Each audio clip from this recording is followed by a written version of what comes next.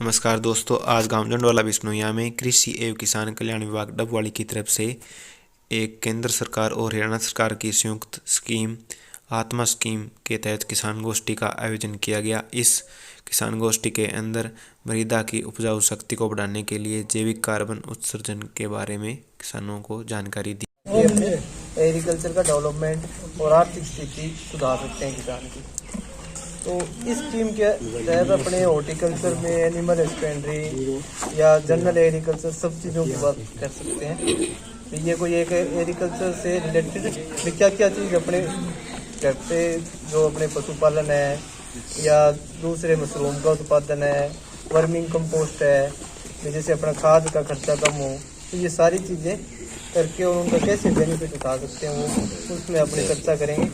Main जो बातें हैं भी अपने गेहूं में, सरसों के अंदर, चना में, बागवानी में क्या क्या समस्या आ सकती है अपने को, तो उन समस्याओं के बारे में भी हम स्टाफ की जानकारी है वो आपसे शेयर करेंगे। और उसके साथ साथ भाई अगर आपकी कोई समस्या हमारे से तुरंत समाधान ना हो तो उसका 1-2 दिन के बाद उस अधिकारियों से या अच्छे साइंटिस्ट से बात करके ये आपका उसका समाधान किया जाएगा।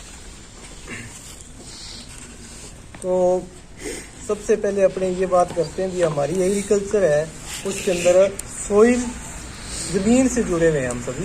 तो सोइल की एक्टिविटी और उसकी फर्टिलिटी उसको बढ़ाने के क्या उपाय कर सकते हैं। देखो ये नहीं है भी आज गेहूं के बारे में या सरसों के बारे में ही बात करेंगे, मैंने आप इस सब गतिविधियों के बारे में अपने जानकारी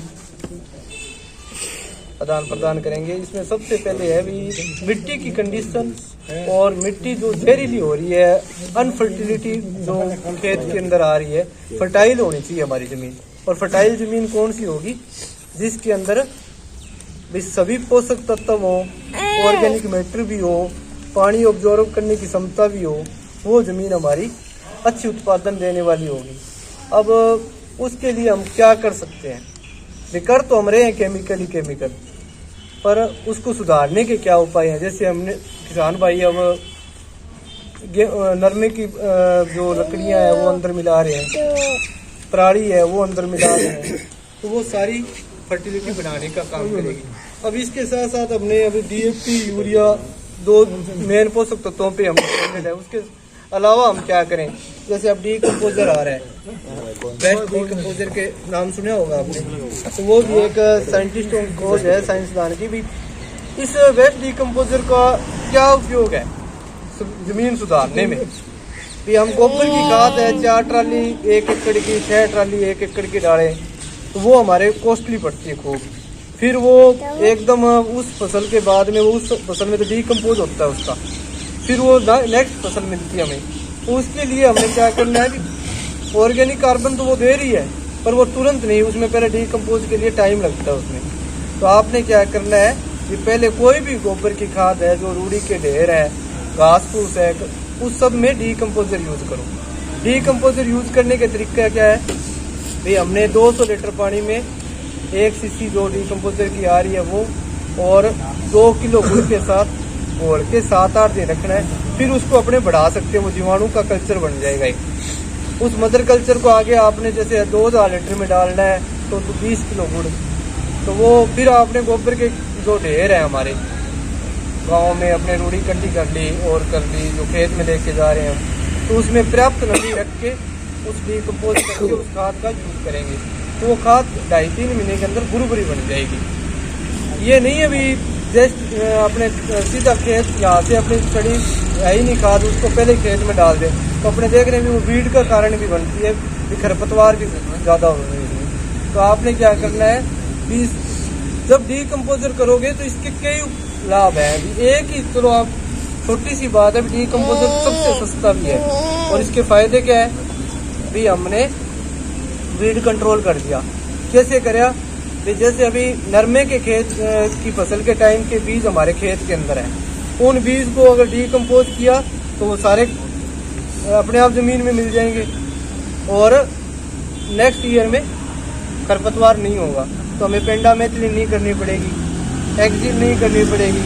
तो वो कई हमारी वीडिसाइड जो हम कर रहे हैं या वीड कंट्रोल के लिए हम जो हमारी श्रम लग रही है, श्रम शक्ति लग रही है यांत्रिक रूप से, जैसे ट्रैक्टर की बार बार जुताई करनी और करनी, वो सारे हमारा जो खर्चा है वो कम हो जाएगा। दूसरा इसका क्या काम है भी, ये कई तरह के जीवाणु है इसमें। ये बैक्टीरिया जो हमारे लाभदायक बैक्टीरिया वो है, तो जो हानिकारक बैक्टीरिया जो बीमारी है बैक्टीरियल, जैसे बैक्टीरियल ब्लाइट है, तो उस तरह की पाउडरी मिल्ड्यू है, इस तरह की बीमारियों को भी वो कंट्रोल करता है। जैसे सरसों में आ रही है आजकल, तो उनको उन बीमारियों के कंट्रोल के अंदर भी डीकम्पोज बहुत बढ़िया काम करेगा। फंगस वाली बीमारियां हैं, इंसेक्ट को भी ये कंट्रोल करता है। अब इसमें क्या करना है, इंसेक्ट कंट्रोल करने के लिए हमने नीम की पत्तियां, आक वगैरह उनको मिला के इसमें डाल दिया, वो अर्क बन जाएगा और इसकी स्प्रे हम कर सकते हैं। तो हमने जमीन से जुड़े रहने की बात यही है भी। देखो कई बार क्या है, किसी किसान की ये समस्या भी होती है भी, आज सब कुछ महंगाई बढ़ रही है। कई बार वो स्प्रे करना चाह रहा है, पास में पैसा नहीं है, उधार उसको नहीं मिल रहा, तो वो ये इतना नर्वस ना हो भी यार मैं अब करूँ क्या।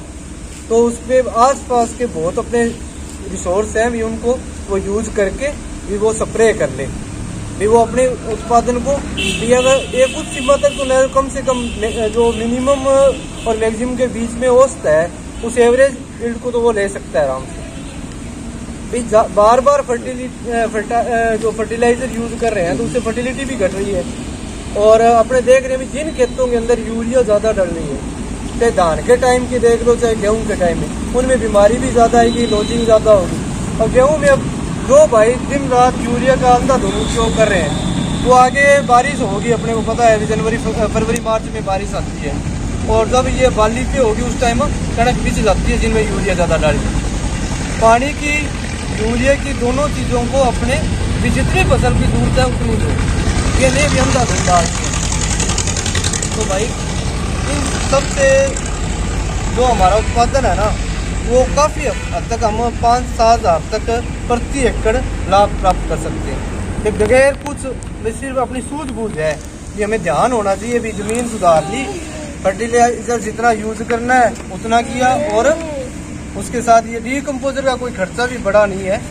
ये जैसे गुड़ है, गन्ना का जो सैलरी वगैरह जो निकलती है वो उसका भी यूज़ कर सकते हैं अपने।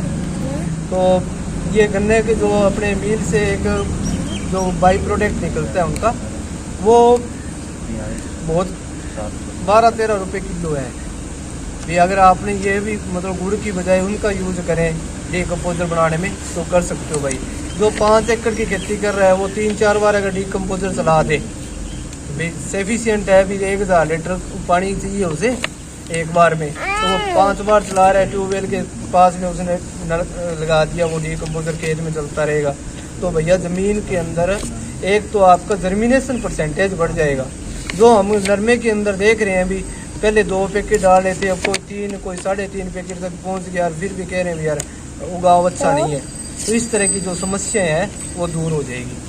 तो आप थोड़ा सा एक ये इफ्को पे मिल भी रहा है, अब भी 20 रुपये की 1 सीसी है, और उसको फिर एक बार आपने यूज़ कर लिया तो 50 लीटर पानी छोड़ते जाओ और उसमें नया पानी मिलाओ 4 दिन और वो आगे चलता रहेगा। तो मेरा तो एक यही है भी, आप मेन भी अगर फसल को हमने नेचुरल प्रकृति के साथ मिलके ही हमने उसका उत्पादन कैसे बढ़ा सकते हैं इसके बारे में बताया। बाकी तो अपने फसल के बारे में भी जैसे मेन अभी समस्या है उनके बारे में बात करेंगे। तो दूसरा है अभी, अब गेहूं के अंदर हमारी समस्या है कौन सी मेन, एक तो पीलेपन की है भाई, कई जगह पेचेज है। जो भाई ट्यूबवेल का पानी खराब है, उस जगह जो पेचेज खराब हुआ है, तो वहाँ अपने सल्फर से संबंधित कई दवाइयाँ हैं, या सल्फर 80% 90% उन दवाइयों को यूज कर सकते हैं। वो केमिकल है, पर उस जितने के एरिया में अपने को चाहिए उतने ही एरिया के अंदर अपने उस सल्फर को यूज करके जो पीएच लेवल है, पानी का पीएच लेवल है, उसको भी न्यूट्रलाइज करेगा, और फसल के अंदर जो उसका मेन तंत्र है वो भी मजबूत होगा।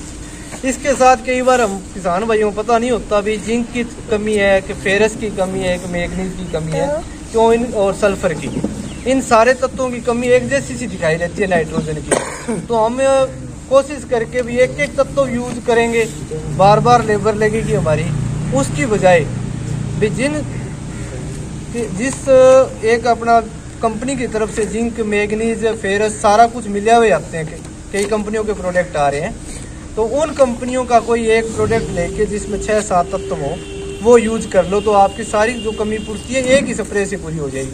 अगर आपने 5 तत्वों की पूर्ति के लिए 5 बार स्प्रे करोगे तो वो खर्चा हमारा ज़्यादा है। एक बार करोगे तो वो साथ में अपने सारे एलिमेंट भी दे दिए हमने और साथ में हमारा खर्चा भी कम है। और जैसे माइक्रो फूड के नाम से आ रहा है, टीस्टेंस का, एरिज का भी आ रहा है, फूड केयर है, कोई हो इस तरह के उनके माइक्रो न्यूट्रेंट के जो तत्व है उन तत्वों की मात्रा बहुत कम चाहिए। किसी की 2% लिखी हुई होगी, कोई 3 है, कोई 0.05 है, इस तरह वो अलग अलग एलिमेंट उसे एक ही चीज़ में है। और 150 रुपये के करीब 1 एकड़ का खर्चा है उसका, तो वो सारे एलिमेंट पूरे हो जाते हैं उससे। भी आप अंधाधुंध बार बार जो कई बार कह रहे हैं कार्बोफ्यूरान ले आते हैं यार पेड़ापन सही हो जाएगा, फिर हमने क्या किया सल्फर ले आए, फिर हमने फिर भी सही नहीं हो रहा, फिर वो कोई और कह रहा ये कोई अपनी तरफ से 50 तरह के एलिमेंट वो दे रहे हैं अपने हिसाब से, फिर भी हमारे गेहूं के अंदर जो समस्या है वो दूर नहीं हो रही। तो हमने क्या करना है, अपने पानी की कंडीशन है, डिकम्पोजर है, इन चीज़ों को सारों को सामंजस्य बिठा के और उनको हम खेत के अंदर अप्लाई करेंगे ना तो वो सुधार हो जाएगा अपना। नहीं तो ऐसे अभी अपने बार बार भाई जो आदमी खेती नहीं कर रहा वो हमें दवाई बता देता है और वो हमारी इफेक्टेड भी नहीं है। तो कई बार तो ये है अड़ोसी पड़ोसी हो गया, हाँ तेरी सही हो गया तो इसकी भी हो सकता है उनके कुछ और बीमारी हो और आप वाले खेत में कुछ और हो। तो आपने ये भाई पूरा ध्यान रखना है भाई किस चीज़ की कितनी कमी है और किस तरह के तत्व हम यूज कर सकते हैं। अब दूसरा है सरसों के बारे में। ये सरसों की खेती अब एकदम फ्लोरी स्टेज से ऊपर आ रही है, फली 70% कहीं 70% 60% फलियाँ बन चुकी है। तो उन खेतों के अंदर भी डीकम्पोजर का बहुत फ़ायदा है। वहाँ आपने अगर उसमें कर दी तो गुड़ का मिठास है, उससे मधुमक्खियाँ ज़्यादा आएगी और अपने जो फलियों में दाने बनने की संख्या है उस पर भी इफेक्ट पड़ेगा। एक वहाँ भाई कोई भी ये अपने केमिकल है जैसे एक्टारा है, कॉन्फिडोर है, इस तरह के जो है उनको ना करो। अगर तेले की एफिड की शिकायत है कोई पेचेज में तो नीम बेस्ड दवाई कर दो, नीम कवच, नीम बाण, नीम इस तरह की बाजार में बहुत दवाइयाँ हैं, तो नीम से संबंधित करोगे, उस पेचेज में करोगे तो आगे एफिड नहीं फैलेगा। गेहूं में भी फिर वही आना है। तो हमने क्या करना है, पेड़ पौधों के पास एफिड देख लो और वहाँ स्प्रे करो और वो कंट्रोल हो जाएगा। एफिड वगैरह है जो उनके लिए हमने ये पहले से प्लानिंग करनी है। भी उस पेचेज को खेत में देख लो, जहाँ पेड़ पौधे है बार बार देखो, कोई एक आधा पेचेज मिलेगा वहाँ एक ढोल की लो, सारे खेत में घूम लो, जहाँ जहाँ पेचेज दिख रहा है वहाँ स्प्रे कर दो, तो वो पूरे खेत में तेला नहीं फैलेगा और पूरे खेत में हमें स्प्रे का खर्चा बच जाएगा अपना। वही चीज़ हम गेहूँ में भी आगे, गेहूं के अंदर भी तेले की शिकायत है, जहाँ पेड़ पौधे हैं या सरसों से लगता खेत है उस खेत में पहले ही कंट्रोल कर लो उन पेचेज को। तो ये एक डाई मेथड जो रोगोर के नाम से आ रही है वो भी दवाई बड़ी है 50 ml। आपने जो केमिकल ले रहे हो ना जी कोई भी, वो IPM के अंतर्गत सोचा करो उसको, इंटीग्रेट पेस्ट मैनेजमेंट। भाई पहले हमने यांत्रिक विधि से कंट्रोल करना चाहिए, फिर बायो से, फिर केमिकल्स। हम क्या कर रहे हैं लास्ट सीधा केमिकल से जाके स्प्रे करते सारे खेत। तो आपने ये एक थोड़ा ध्यान रखना है भी केमिकल की बजाय पहले हमने यांत्रिक विधि से, जैसे अपने कई बार पीले रंग के वो पास लगा देते हैं, वहाँ एफिड के मच्छर वो उसके चिपक जाएंगे, वो नष्ट हो गए। फिर हमने क्या किया, बायो जैसे निम्बिस्टीन है या बवेरिया बेसियाना है, मेटाराइजियम एनास्कोलियम है, इस तरह के बहुत जो आ रहे हैं बाजार के अंदर जीवाणु वगैरह है, फंगस है, वो उनसे कंट्रोल कर लो। फिर भी कंट्रोल ना हो तो हमें किस में करना चाहिए, केमिकल में। तो भैया ये स्टेप बाय स्टेप हमें इस तरह का काम करना चाहिए जिससे हमारा जो उत्पादन हो ना वो गुणवत्ता युक्त हो, उसमें क्वांटिटी के साथ क्वालिटी भी हो। विदेशों में कोई भी जहर वाली फसल को लेने का इच्छुक नहीं रहता। आज हमारा अनाज का उत्पादन बढ़ रहा है तो उसको हमने बेचना भी है, सरकार की नीतियाँ भी होती है, विक्रय करना है, तो उसके बारे में थोड़ा सोच लो भी। हमने हर आदमी किसान ये सोचे भी जहर कम डाल के उत्पादन भी बढ़िया ले, वो बिक जाए, क्वालिटी हो तो वो देश दूसरे देश वाले उसका रेट भी देंगे। अगर वो जहर वाला है तो वो भैया कोई नहीं खरीदता उसको। और उसका हमें समस्या ये रहती है भी, अगर कोई खरीदेगा नहीं तो वो हमारे किसानों के लिए भी समस्या होती है, सरकार के लिए भी है भी। वो मंडियों में ढेरियाँ लगती रहती है, वो बेचने में समस्या होती है उसको। तो और भाई किसी से संबंधित गेहूँ है, वो चना है, इनसे संबंधित कोई पूछना है तो पूछ लो आप। बाकी दूसरे हमारे डॉक्टर सुभाष बता देंगे मेरी फसल मेरा ब्यौरा के बारे में वगैरह में। इससे संबंधित आप बताओ भी, कुछ आपके